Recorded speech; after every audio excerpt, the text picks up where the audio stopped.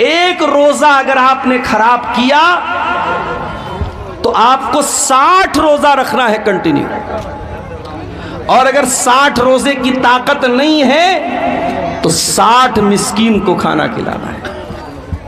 ये रमजान के रोजे की अहमियत, और रमजान के रोजे में अगर कोई ये गलत काम कर देता है तो उसकी इतनी बड़ी सजा है। तो कुरान उतरा है रमजान के महीने में। फिर रमजान के आखिरी अशरे की किसी एक रात में कुरान उतरा है। वो रात भी तमाम रातों में सबसे अफजल है। इन्ना अंज़लनाहु फी लैलतिल क़द्री वमा अदराका मा लैलतुल क़द्री लैलतुल क़द्री खैरुम मिन अल्फि शहर। ऐ नबी, इस कुरान को हमने लैलतुल क़द्र में उतारा है। और आपको क्या मालूम कि लैलतुल क़द्र क्या है? लैलतुल क़द्र 1000 महीने से अफजल है। 1000 महीना कैलकुलेटर पे कैलकुलेट करो, तकरीबन 84 साल बनते हैं। एक रात जिस रात में कुरान उतरा है, उस एक रात की फजीलत ये है कि वो एक रात अल्लाह ताला के यहाँ 84 साल से बेहतर है। ये है कुरान का मकाम। हमने कुरान को बड़ी आसानी से हासिल कर लिया है। इस कुरान की कदर हमको नहीं मालूम मेरे भाई। ये कुरान बहुत बड़ी दौलत है अल्लाह ताला की। ये कुरान अल्लाह ताला की बहुत बड़ी नेमत है मेरे भाइयों। ये कुरान हमें और आपको मिला है। इस कुरान की कदर करो, इस कुरान की वैल्यू को समझो, इस कुरान की कीमत को समझो। मान लीजिए हाई स्कूल और इंटर की परीक्षा देने वालों को हमारे यूपी में योगी जी टैबलेट दे रहे हैं। इंटर और बीए करने वालों को योगी जी टैबलेट दे रहे हैं, लैपटॉप दिया जा रहा है। उस टैबलेट को, उस लैपटॉप को एक स्टेट का मुख्यमंत्री दे रहा है तो उसकी बड़ी वैल्यू हो जाती है। अगर आपके मोबाइल पर मैसेज आ जाए, देश के प्राइम मिनिस्टर का मैसेज आ जाए, स्टेट के चीफ मिनिस्टर का मैसेज आ जाए और उसमें आपका नाम लिखा हो और आपको मुखातब किया गया हो, आप तो बाग बाग हो जाएंगे, इतनी बड़ी हस्ती का मेरे पास मैसेज आया। ओ लोगों, ये कुरान भी तो अल्लाह का मैसेज है। ये कुरान अल्लाह ताला का लास्ट मैसेज है, ये अंतिम संदेश है जो अल्लाह ने आपको दिया है। फरमाया शहरो रमज़ान अल्लज़ी उन्ज़िला फ़ीहिल कुरान हुदल लिन्नासि व बय्यिनातिम मिनल हुदा वल फुरक़ान। ओ लोगो, ये कुरान रमज़ान के महीने में उतारा गया है और ये कुरान सारी मानवता के लिए गाइडेंस का काम करता है, मार्गदर्शन का काम करता है। सही क्या है, गलत क्या है, खरा क्या है, खोटा क्या है, सच्चा क्या है, झूठा क्या है, शिर्क क्या है, तौहीद क्या है, ये कुरान आपको बताएगा। व बय्यिनातिम मिनल हुदा वल फुरक़ान, ये हक और बातिल को खोल खोल के बयान करने वाली किताब है। लाओ दुनिया की कोई और किताब, लाओ दुनिया की कोई और किताब। डॉक्टर जाकिर नायक पड़ोसी मुल्क के दौरे पर हैं। एक क्रिश्चियन ने सवाल किया, डॉक्टर साहब आपने बाइबल की फला आयत पढ़ी है, आपने गलत तरीके से कोट किया है। डॉक्टर साहब ने कहा, डॉक्टर जाकिर नायक ने कहा कि अगर मैंने गलत कोट किया है आप प्रूफ लाके दे दो, मैं मान लूंगा। अपनी दूसरी तकरीर में डॉक्टर जाकिर नायक बोलते हैं कि बाइबल के इंडिया के अंदर कई हजार नुस्खे हैं और उन हजारों नुस्खों में बहुत डिफरेंस है, बहुत फर्क है, बहुत फर्क है, बहुत अंतर है। बाइबल के अलग अलग एडिशन में बहुत अंतर है। दूसरी तरफ आ जाओ कुरान के अंदर, उस्मान गनी रजी अल्लाह ताला अन्हु कुरान पढ़ते हुए शहीद किए गए और जब वो कुरान पढ़ रहे थे, उस कुरान की कॉपी के ऊपर, उस कुरान के नुस्खे के ऊपर हजरत उस्मान गनी के खून के छींटे भी पड़े थे। और मालूम है वो कौन सी आयत पढ़ रहे थे? ए भाई क्या हो रहा है?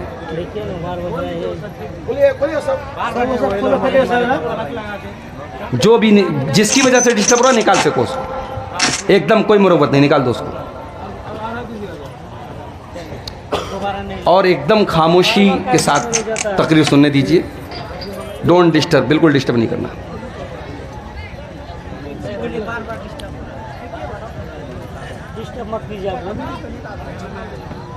तो कुरान करीम,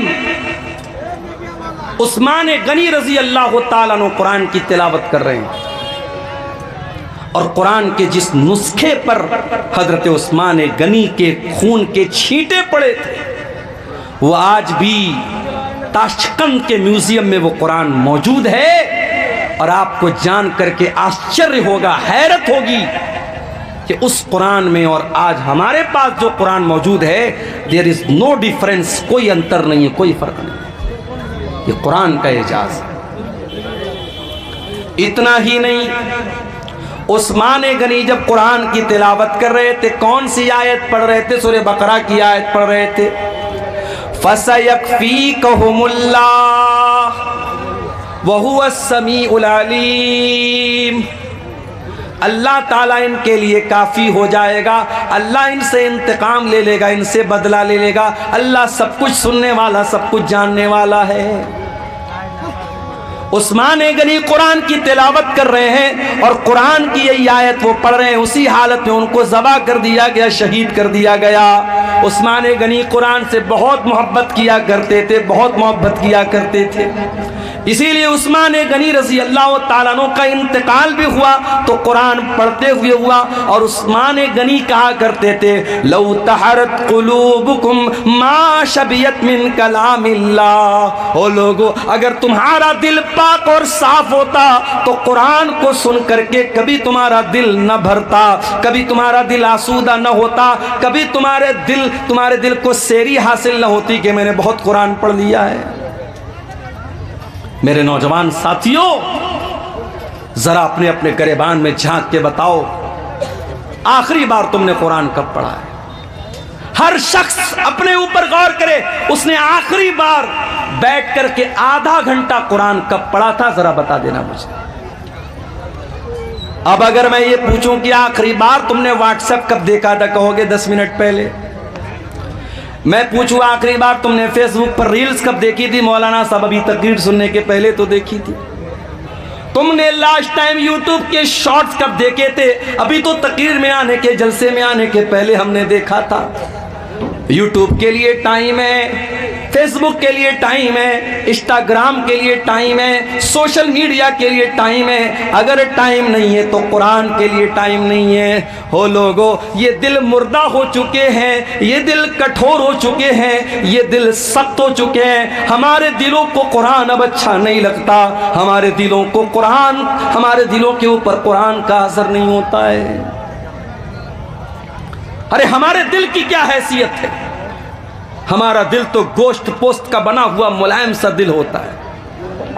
कभी बकरा खस्सी ज़बा करते हैं आप, या बड़ा जानवर आप ज़बा करते हैं, देखा होगा आपने दिल कितना बड़ा होता है, दिल की क्या हैसियत होती है। हमारा दिल तो गोश्त पोस्त का मामूली बना हुआ दिल है। अल्लाह कुरान में कहता है, कुरान के 28वें पारे में कहता है, सूरह हश्र की आयत नंबर 21 में कहता है, लौ अंज़लना हाज़ल कुरान अला जबलिन लरअयतहु खाशिअम मुतसद्दिअम मिन खशियतिल्लाह। ओ लोगो, इस कुरान को हमने किसी पहाड़ के ऊपर भी उतारा होता तो पहाड़ भी अल्लाह के खौफ से रेजा रेजा हो जाता, पहाड़ भी अल्लाह के खौफ से चूर चूर हो जाता, पहाड़ भी कुरान को सहन न कर पाता। ये कुरान इतनी ताकतवर किताब है, इतनी पावरफुल किताब है। व तिलकल अमसालु नज़रिबु लिन्नासि लअल्लहुम यतफक्करून। ओ लोगो, तुम्हारा परवरदिगार मिसालें बयान कर रहा है, तुम गौर क्यों नहीं करते? उमर इब्ने खत्ताब को देखो, इस्लाम के बड़े कट्टर दुश्मन हैं, अभी इस्लाम कबूल नहीं किया है, इस्लाम के बड़े कट्टर दुश्मन है उमर बिन खत्ताब। एक दिन खाने काबा के पास से गुजर रहे हैं, अल्लाह के प्यारे नबी कुरान की तिलावत कर रहे हैं। उमर फारूक के कानों में कुरान की आयत पहुंचती है, उमर फारूक के दिल में ख्याल आता है, इतनी अच्छी किताब है, इतना अच्छा कलाम है, ये ज़रूर किसी शायर की शायरी है, ये ज़रूर कोई पोएट्री है, कोई कविता है, कोई शायरी है। शायरी पसंद है ना आपको? हमारे मऊ से उसैद नाम का ये बच्चा आया है। क्यों आया है भाई? आपको नाते सुना रहा है, हम्द सुना रहा है, कलाम सुना रहा है। शायरी पसंद है आप? पिछले साल एक प्रोग्राम में मैं आया था, कहीं पर अदनान प्रतापगढ़ी को मैंने देखा, उनको बुलाया गया, छोटा सा बच्चा है, उसको बुलाया जा रहा है, सुफियान को बुलाया जा रहा है। शायरी पसंद होती है इंसान को, शायरी में एक अट्रैक्शन होता है। उमर फारूक ने कुरान को सुना, कुरान अच्छा लगा, कुरान दिल को भाया, कुरान ने दिल को आकर्षित किया। उमर इब्ने खत्ताब ने कहा कि ज़रूर ये किसी शायर की शायरी है। अभी उमर इब्ने खत्ताब के दिल में ये ख्याल आया था, अल्लाह के नबी ने कुरान की आयत पढ़ी, वमा हुआ बिक़ौलि शाइर क़लीलम मा तुमिनून। ओ लोगो, ये कुरान किसी शायर की शायरी नहीं है, ये कुरान कोई पोएट्री नहीं है, ये कुरान कोई कविता नहीं है। तुम लोग ईमान कम रखते हो, कुरान कोई शायरी नहीं है। जब ये ख्याल रिजेक्ट हो गया, हजरत उमर सोचने लगे कि अगर ये कुरान शायरी नहीं है तब इतना अच्छा क्यों लग रहा है? इसका मतलब कि कुरान मैजिक है, कुरान जादू है, कुरान किसी काहिन की कुहानत है। कुरान के ज़रिए मुहम्मदुर रसूलुल्लाह हमारे दिलों को अपनी तरफ माइल कर रहे हैं। अभी उमर इब्ने खत्ताब के दिल में ये ख्याल आया कि अल्लाह के नबी ने कुरान की अगली आयत पढ़ दी, वला बिक़ौलि काहिनिन क़लीलम मा तज़क्करून। ओ लोगो, ये कुरान किसी जादूगर का जादू भी नहीं है, ये कुरान किसी काहिन की कुहानत भी नहीं है। तंज़ीलुम मिर रब्बिल आलमीन, ये कुरान तो अल्लाह ताला ने नाजिल किया है, रब्बुल आलमीन ने नाजिल किया है। हजरत उमर के दिल पर चोट लगी, उनका दिल थोड़ा सा सॉफ्ट हुआ, मगर अभी इस्लाम उन्होंने कबूल नहीं किया। एक दिन बड़े गुस्से में तलवार लेकर के निकले। रास्ते में एक सहाबी मिले, हजरत नुआइम रजी अल्लाह ताला अन्हु। उन्होंने पूछा, उमर कहाँ जा रहे हो? कहा कि आज मैं तलवार लेकर के निकला हूं, आज मुहम्मदुर रसूलुल्लाह का मर्डर कर दूंगा, नऊजुबिल्लाह, आपकी हत्या कर दूंगा, इस्लाम का काम तमाम कर दूंगा। हजरत नुआइम दिल ही दिल में घबरा गए, जबान से उन्होंने जाहिर नहीं किया। वो जानते थे हजरत उमर बड़े मूडी आदमी हैं, उनके मूड में आ गया तो कुछ भी कर सकते हैं। कहा कि ऐ उमर, एक काम करो, पहले अपने घर जाओ, तुम्हारी बहन भी मुसलमान हो चुकी है, तुम्हारे बहनोई भी मुसलमान हो चुके हैं। कहा अच्छा, मेरी बहन इस्लाम ले आई, मेरे बहनोई इस्लाम ले आए, अभी चल के बताता हूँ। वहाँ से रास्ता बदल दिया। हजरत उमर कहाँ पहुँचे? बहन के ससुराल पहुँचे, बहन के घर पहुँचे। अंदर बहनोई कुरान की तिलावत कर रहे थे, कुरान पढ़ रहे थे। हजरत खब्बाब रजी अल्लाह ताला अन्हु उनको कुरान पढ़ा रहे थे। हजरत उमर ने दरवाजा खटखटाया, बहनोई ने अंदर से पूछा कौन? कहा कि मैं उमर इब्ने खत्ताब। जल्दी से कुरान को छुपाया गया, दरवाजे को खोला गया। हजरत उमर ने कहा, मुझे पता लगा है तूने इस्लाम को कबूल कर लिया है, मेरी बहन, इतना गलत काम तुमने कैसे कर दिया? इतना कहने के बाद अपनी बहन को मारने लगे। बहनोई बचाने के लिए आए, बहनोई को भी मारने लगे। हजरत खब्बाब तो एक कोने में छुपे हुए थे, बहनोई भी लहूलुहान, बहन भी लहूलुहान। बहन ने कहा कि ऐ उमर, कान खोल करके सुन ले, जितना मारना है मार ले, जितना सितम करना है सितम कर ले। ऐ उमर, अब इस्लाम हमारे दिल के अंदर दाखिल हो चुका है, अब तो इस्लाम को हमारे दिल से नहीं निकाल सकता। हजरत उमर सोचने पर मजबूर हो गए कि वो बहन जो कल तक अपने भाई की आंखों से आंखें मिला करके भी बातें नहीं करती थी, आज कितने धड़ल्ले से मेरी बातों का जवाब दे रही है। इतनी हिम्मत मेरी बहन के अंदर कहां से पैदा हो गई? कहा अच्छा बहना, ये बता, वो जो तू कलाम पढ़ रही थी, कुरान पढ़ रही थी, क्या मैं भी पढ़ सकता हूं? कहा नहीं, तुम नहीं पढ़ सकते, तुम नापाक हो, जाओ पहले गुस्ल करके आओ। हजरत उमर ने गुस्ल किया, पाक साफ होकर के आए, कुरान उनके सामने रख दिया गया और कुरान की सूरह ताहा की आयतें उन्होंने पढ़ी। ताहा मा अंज़लना अलैकल कुरआन लितशक़ा इल्ला तज़किरतल लिमन यख़शा। हजरत उमर पढ़ते चले जा रहे हैं, कुरान की आयतों को पढ़ते चले जा रहे हैं और उनके सीने में जो दिल था वो इस्लाम की तरफ माइल होता चला जा रहा है। जब तिलावत ख़त्म कर चुके, कहा कि ऐ मेरी बहना, ये अल्लाह का कलाम है, मैं भी इस पर ईमान लाना चाहता हूँ, मैं भी इस्लाम कबूल करना चाहता हूँ, मैं भी मुसलमान होना चाहता हूँ। हजरत सईद बिन जैद उनके बहनोई थे, उनको लेकर के दारे अरकम में पहुंचे जहां अल्लाह के नबी अपने सहाबा को लेकर के छुपे रहते थे और इस्लाम की वहीं पर तबलीग करते थे। दारे अरकम में पहुंच करके हजरत उमर ने दरवाज़ा खटखटाया, अंदर से पूछा गया कौन? कहा कि मैं उमर बिन खत्ताब हूँ। अंदर सहाबे किराम डर गए कि अरे उमर आए, पता नहीं क्या इरादा लेके आए। हजरत हमजा भी इस्लाम ला चुके थे, उन्होंने कहा कोई बात नहीं, आने दो, अच्छे मकसद के तहत आया है तो अच्छी बात है, बुरे मकसद के तहत आया है तो उसी की तलवार से उसको ख़त्म कर दूंगा, आने दो।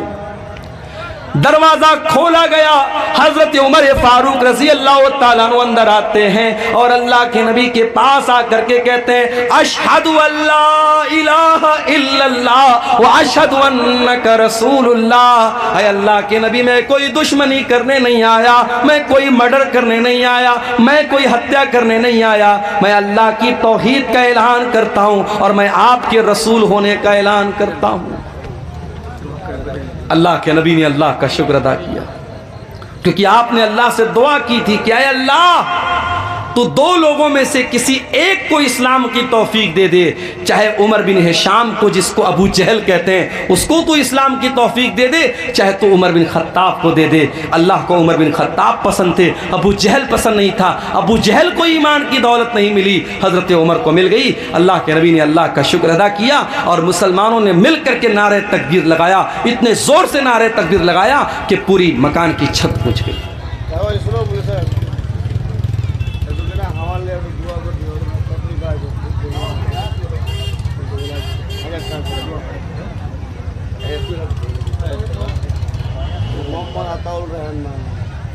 बीमार में 1000 रुपये दान किए। अच्छा, क्या नाम है? अताउर। कोई मोहम्मद अताउर रहमान भाई हैं, बहुत बीमार हैं, तकलीफ़ में, उन्होंने मदरसे को 1000 का ताउन पेश किया है। अल्लाह उनका ये चंदा कबूल करे, उनकी बीमारी से उनको शिफा अता फरमाए।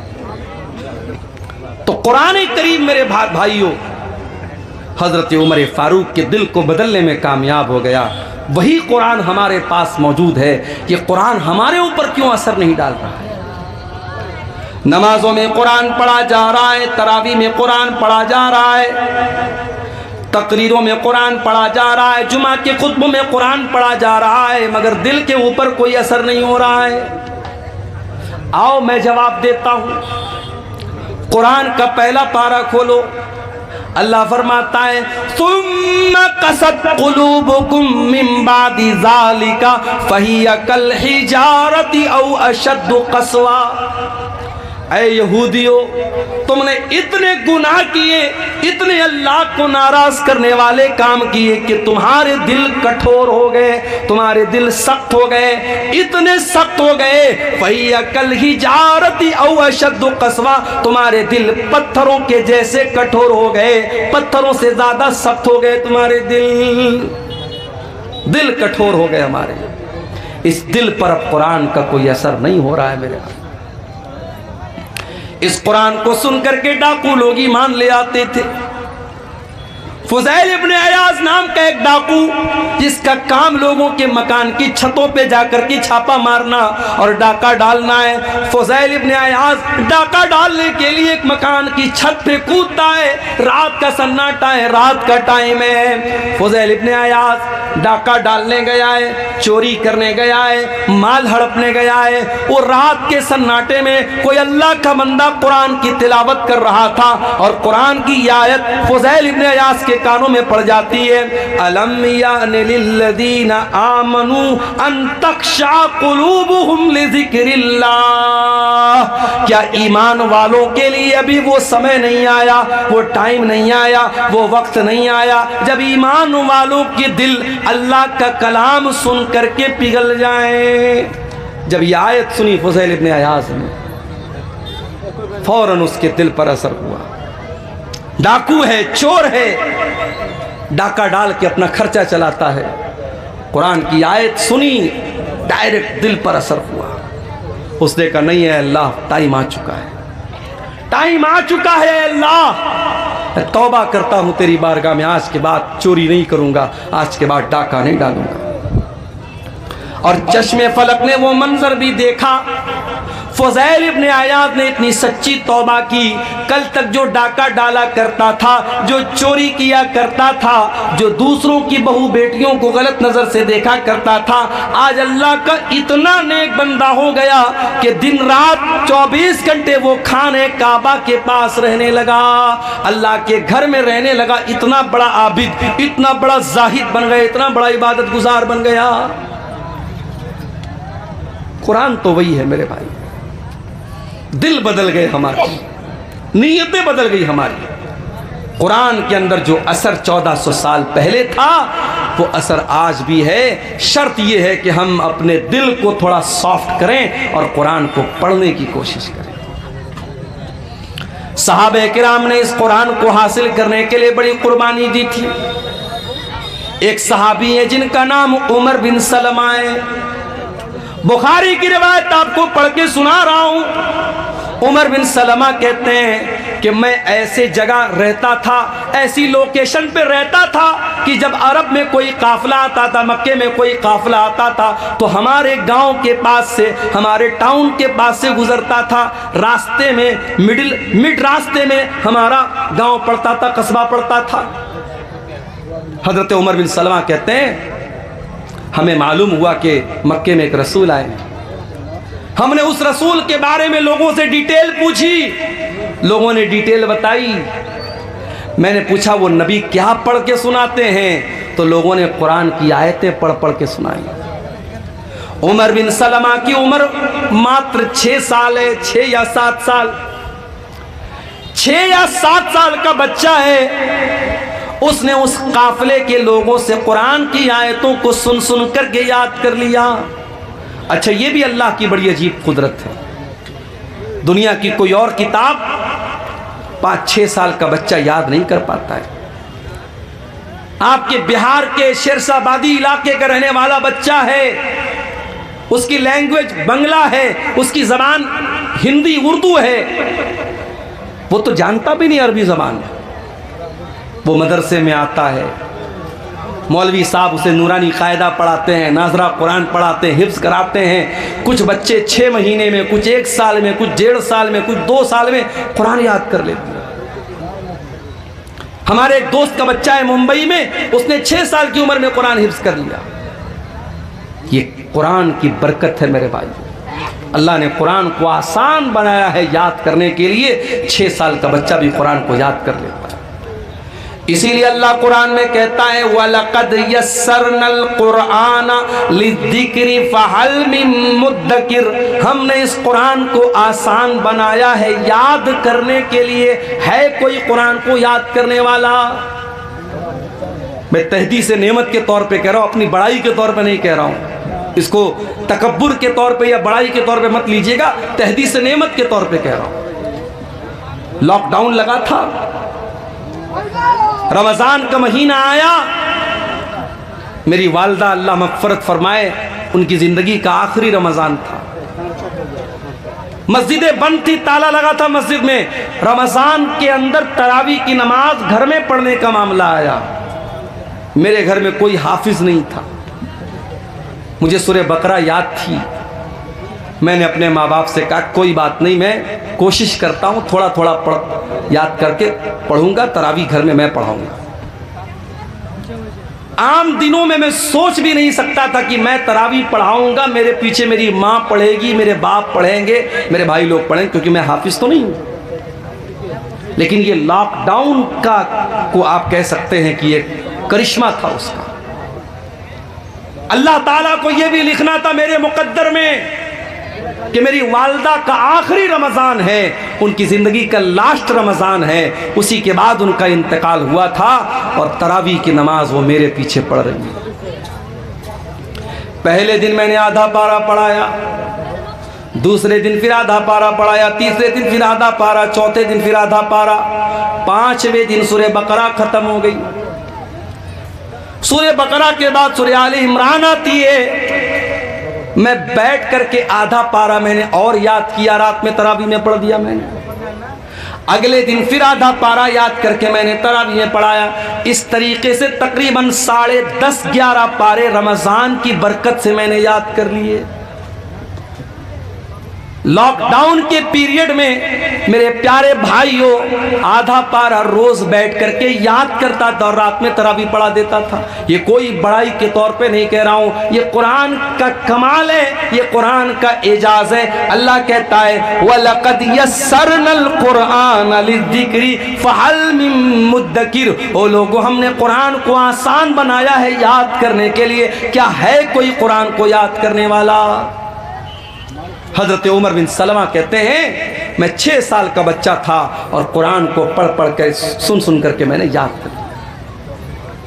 उसके बाद जब मक्का फतह हो गया और मेरे कबीले के लोग अल्लाह के रसूल के पास पहुंचे और इस्लाम कबूल कर लिया, तो अल्लाह के नबी ने कहा कि जाओ तुम अपने गांव में जाकर के मस्जिद बनाओ और नमाज कायम करो, और जो तुम में कुरान सबसे ज्यादा पढ़ने वाला है और कुरान सबसे ज्यादा याद जिसको है वही तुमको नमाज पढ़ाएगा।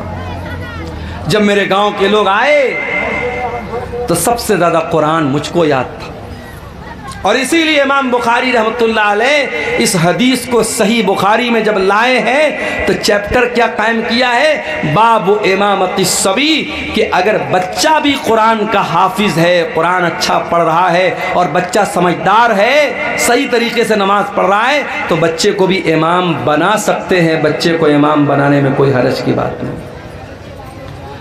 हजरत उमर बिन सलमा कहते कि मेरे गांव के लोगों ने देखा कि सबसे ज्यादा कुरान तो इसको याद है, कहा चल भाई तू नमाज पढ़ाए। अब ये कहते हैं कि मैं बहुत गरीब फैमिली से ताल्लुक रखता था, एक ही चादर थी मेरे पास, एक ही चादर थी, वही लुंगी भी थी और वही मेरा कुर्ता भी थी, एक ही चादर मैं पहना करता था, एक चादर पहन करके मैं नमाज पढ़ाता था। मेरे पीछे मर्दों की सब लगती थी और मर्दों के पीछे औरतों की सब लगती थी। जब मैं सजदे में जाता था तो कभी कभी पीछे से मेरी शर्मगाह दिखने लगती थी, पीछे से मेरा पाखाने का रास्ता दिखने लगता था। औरतों ने आकर के शिकायत की कि अरे कम से कम अपने इमाम को कपड़ा तो ढंग का दे दो, उनकी शर्मगाह पीछे से नजर आ जाती है। तब लोगों ने मुझे खरीद करके एक दूसरी चादर दी और मुझे जिंदगी में कभी उतनी खुशी नहीं हुई जितनी उस एक चादर के पाने के बाद हुई थी। ये थे सहाबे किराम जिन्होंने कुरान को हासिल करने के लिए इतनी मेहनत की। और मैं आपको ये भी बता दूं, कोई पूछ सकता है भाई कुरान की जरूरत क्या है, हमारे पास इतनी नॉलेज है, इतनी अकल है, हमें कुरान की क्या जरूरत है। मैं एक बहुत पॉइंट की बात आपको बताने जा रहा हूं। देखो, नॉलेज हम हासिल करते हैं 3 चीजों से। पहली चीज, अल्लाह ताला ने हमारी बॉडी में 5 सेंस रखे हैं। हम कोई चीज देख करके पता लगा लेते हैं। जैसे मेरी आंखें देख रही, सामने ट्यूबलाइट लगी है, वाइट रोशनी है, हमारी आंखों से पता लगता है। ये झालर जो लगी है रेड कलर की है, वाइट कलर की है, हम आंखों से कोई चीज देख करके इल्म हासिल करते हैं। कान से सुन करके भी हम इल्म हासिल करते हैं। म्यूजिक बज रहा है, तकरीर बज रही है, कुरान की तिलावत बज रही है, खुसर फुसर हो रही, क्या हो रहा है, कान से सुन करके हमें मालूम हो जाता है। इसी तरीके से हम सूंघ करके पता लगा लेते हैं, खुशबू है कि बदबू है, महक आ रही है, अच्छी महक है, बुरी महक है, सूंघ करके पता लग जाता है।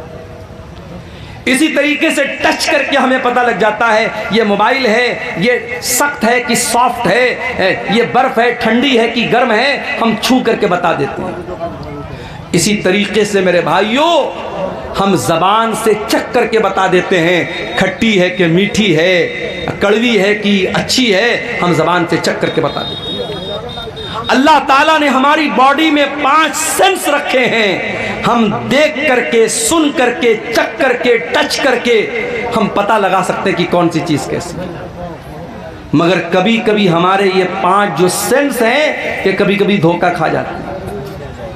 मिसाल के तौर पर आप ट्रेन में बैठे हुए हैं, ट्रेन की खिड़की के पास आप बैठे हुए, आपकी आंखों को ऐसा लग रहा है कि ट्रेन के बाहर जितने पेड़ पौधे हैं, जितने घर और मकानात हैं, सब चल रहे हैं, सब मूव कर रहे हैं, हरकत कर रहे हैं।